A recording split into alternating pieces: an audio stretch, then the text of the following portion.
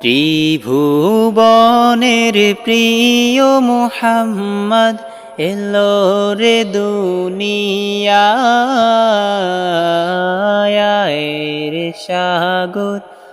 আকাশ বাতাস দেখবি যদি আয় রে সাগর আকাশ বাতাস দেখবি যদি ধুলির ধরা বেহেশতে আজ জয় করিল দিল রে লাজ ধুলির ধরা বেহেশতে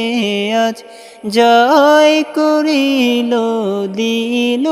রে লাজ আজকে খুশির ঢল নেমেছে আজ